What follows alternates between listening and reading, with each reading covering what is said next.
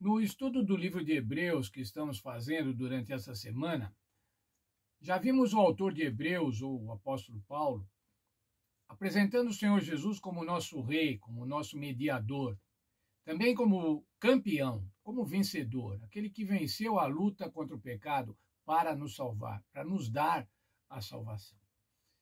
No estudo de hoje, irmãos, eu penso que é a característica mais importante, a função mais importante do Senhor Jesus para nós, pecadores. E é o verso áureo da nossa lição. O verso para memorizar a nossa lição está em Hebreus 8:1 e diz o seguinte: Ora, o essencial das coisas que estamos dizendo é que temos um tal sumo sacerdote que se assentou à direita do trono da majestade dos céus. Como já vimos, irmãos, é o essencial, o mais importante. O autor de Hebreus está dizendo aqui, o mais importante do que eu estou falando, era um sermão, não é? Lembra, uma exortação, é que nós temos um sumo sacerdote. Temos um sumo sacerdote. Isso é o fundamental. No texto de Salmos, no capítulo 110, o verso 4, apresenta a qualificação desse sacerdote. Tu és sacerdote eterno, segundo a ordem de Melquisedeque. Melquisedeque, aquele sacerdote que recebeu os dízimos de Abraão. Mas veja lá, irmãos, agora, o texto de Hebreus 5, versos 5 e 6. Vamos ler aqui 5, 5 e 6. Assim também Cristo não se glorificou a si mesmo para se fazer sumo sacerdote, mas o glorificou aquele que lhe disse: Tu és meu filho, hoje eu te gerei. Quem é que fez Jesus, o sumo sacerdote? O Senhor Deus. O Senhor Deus, Deus Pai. Como diz em outro lugar, tu és sacerdote eternamente, segundo a ordem de Melquisedeque.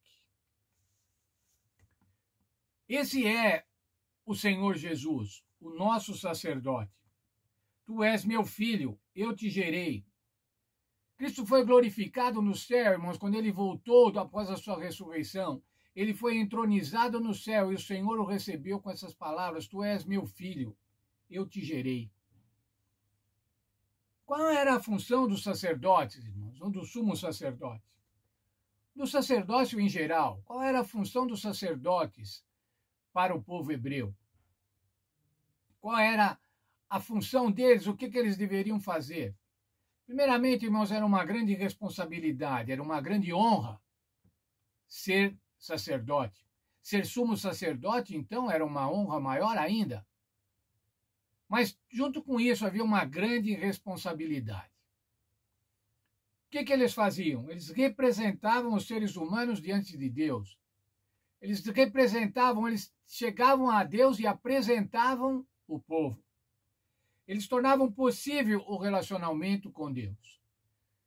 Se a gente fosse usar hoje a linguagem de administração e de recursos humanos que se usam hoje, os sacerdotes eram os facilitadores.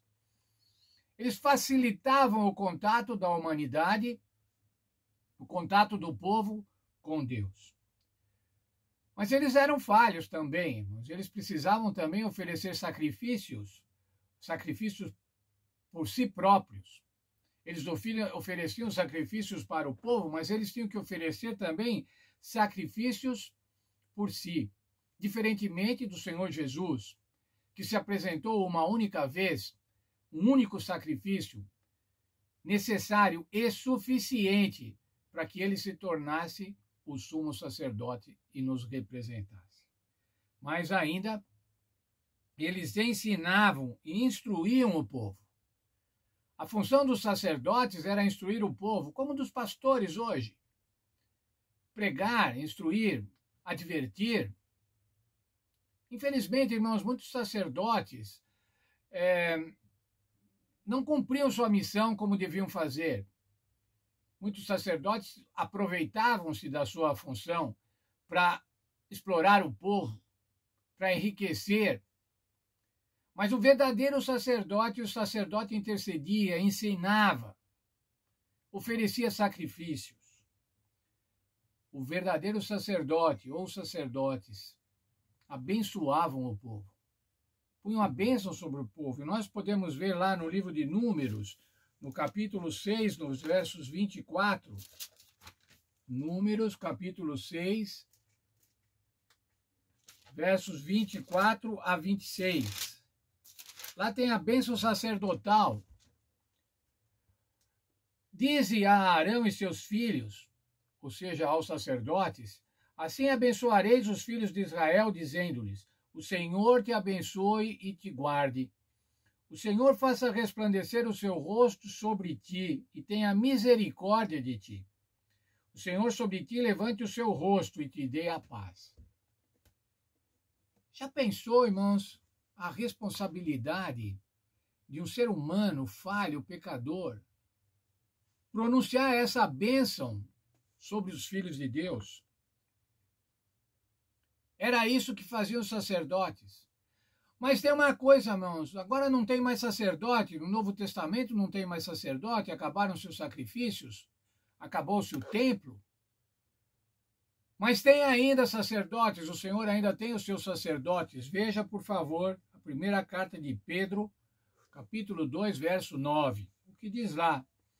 Mas vós sois geração eleita, sacerdócio real, a nação santa, o povo adquirido, para que anuncieis as grandezas daquele que vos chamou das trevas para a sua maravilhosa luz. Quem são os sacerdotes, irmãos? O sacerdócio real. Quem é a geração eleita? Somos nós, irmãos, somos os crentes, os cristãos adventistas do sétimo dia. Nós devemos representar o Senhor Jesus. Nós devemos apresentar ao povo o Deus Criador do céu e da terra e o Senhor Jesus que se sacrificou para que nós pudéssemos ser salvos. Qual que são as grandezas daquele que vos chamou das trevas? Quais são essas grandezas? A pregação do Evangelho, o louvor, as boas novas.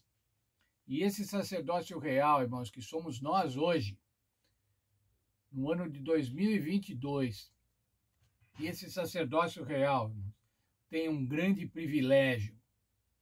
Ter sido separado por Deus para o exercício do sacerdócio, mas tem uma grande responsabilidade, que é cumprir a missão que o Senhor nos deu. Qual a missão? Pregar o Evangelho, testemunhar, louvar ao Senhor Deus, apresentar as nossas boas obras. Como diz a Bíblia, as obras que o Senhor de antemão preparou para nós. Não obras para sermos salvos, mas obras daqueles que são salvos, que estão separados. Que Deus nos abençoe, irmãos, e que possamos entender isso. Nós temos um sumo sacerdote no céu. Essa é a manchete do livro de Hebreus.